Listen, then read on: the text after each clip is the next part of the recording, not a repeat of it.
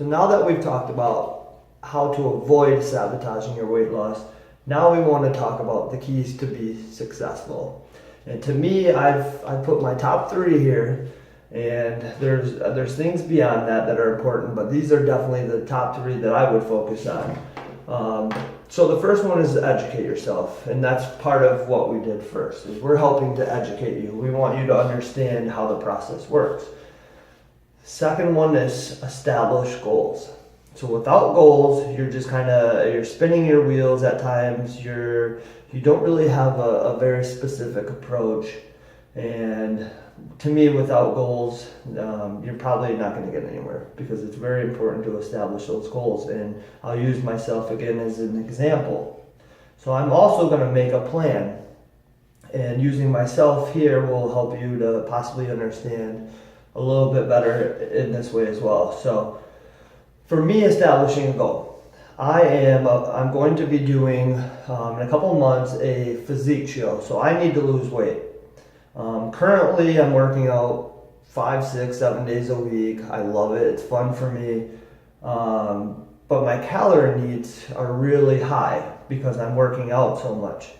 So for me, coming into the show, I need to lose a lot of fat. So my workouts need to be a little bit more specific to fat burning. And how am I going to get there? That's where I'm going to make a plan. So my plan, and this is one of the things that tends to blow people's mind, is I actually have to get skinny or to get lean for the show, I actually have to drastically reduce my activity, my exercise, which would be to most people counterintuitive, because why, if you need to lose weight, are you reducing the amount of exercise? And that's because of calories.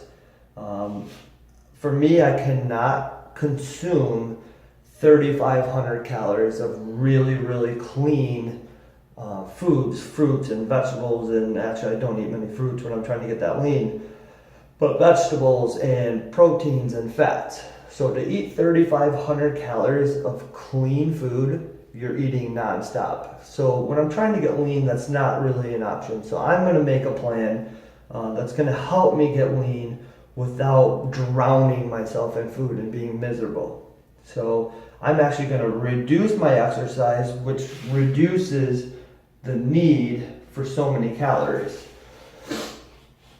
So from there, I'm going to work on maintaining muscle mass, because in a calorie deficit, once again referring to the other video, you'll see that you're in a lack of energy. So trying to build muscle going into my show is not going to happen, because without ample amino acids, carbohydrates, fats, all these things in excess, you're most likely not going to build muscle unless you have that body type that is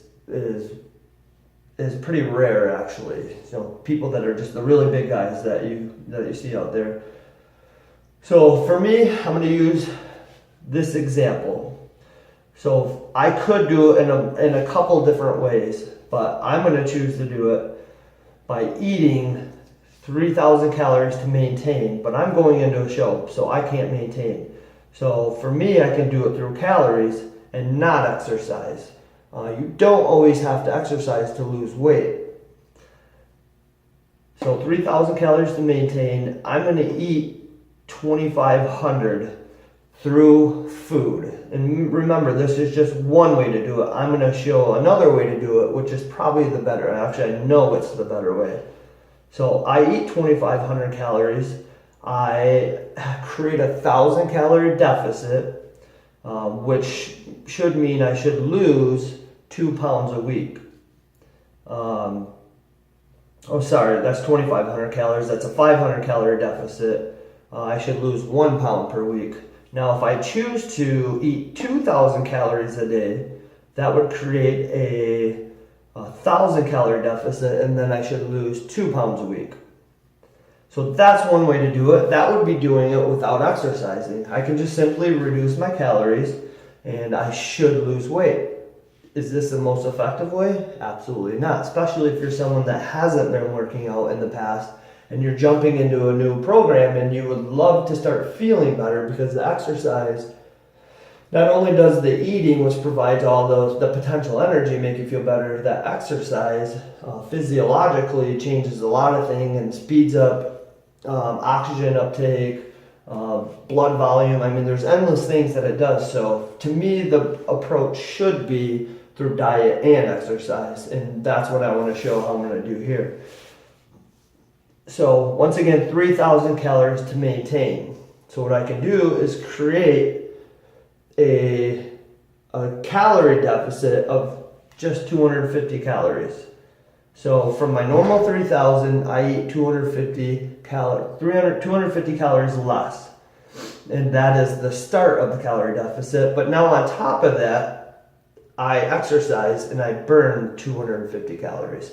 I've created a 500 calorie deficit, and I should be, if I did this every single day of the week, I would create a deficit of 3,500 calories, and I should lose approximately a pound of fat.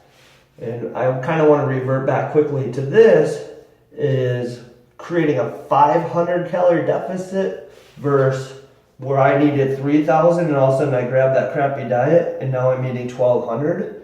And that deficit is so huge that your body shuts down eventually and it makes you give up, and it creates loss of motivation and extreme hunger, which makes you go back into that fridge and start grabbing stuff, or when you're shopping, you're grabbing snack cakes and filling your pie hole. So we don't want that. We want to create a deficit that makes sense, that's going to help us get to our goals, and we have a plan, because that's what we're doing now. So even better, if I want to lose 2 pounds a week, which is still within the realms of being safe and doing it effectively without causing any of this long-term damage, because I'm not going to lose muscle at a daily 1,000 calorie deficit, especially when I do it through exercise and I'm maintaining that muscle mass. So now I've reduced my calories from 3,000 calories a day to 2,500 calories a day. So I've created a 500 calorie deficit through diet. So I've reduced 500 calories. And then from there, I'm going to exercise and burn 500 calories. So I've created together with diet and exercise with my plan, because I know I'm educated now, I've created a 1,000 calorie deficit. Now I should lose about 2 pounds a week. I'm not going to be at a point where I'm sparing muscle, and my body is going to be more willing to give up that fat because it sees that it's getting plenty of nutrition. It has what it needs to fix itself, to maintain itself, to do all the things that it needs to do to remain happy and healthy. So you can see that through exercise and diet, by having that plan, you can just eat less calories and then add to that deficit with some exercise, rather than taking this huge plunge and unwittingly jumping into things that is healthy and good habits, and eating fruits and vegetables, and now you've created that huge calorie deficit that says, no, your body's not going to do it. You are not successful long term.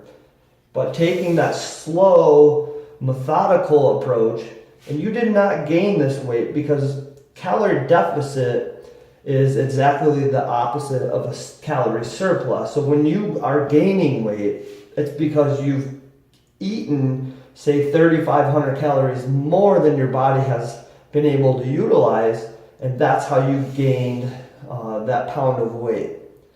So it works just the opposite. When you have a calorie deficit, you lose it. When you eat over what your body utilizes, then you gain a pound. So it just kind of gives you a good understanding of how it all works and how you can affect that by taking a conscientious approach to your exercise program, and not creating these huge calorie deficits and hurting your body, and just taking an approach that it's going to take some time. You didn't gain it in a week, you didn't gain it in a month, you're not going to lose it in a week or a month.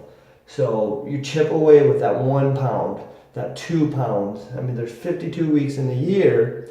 If you think about it, 1 pound a week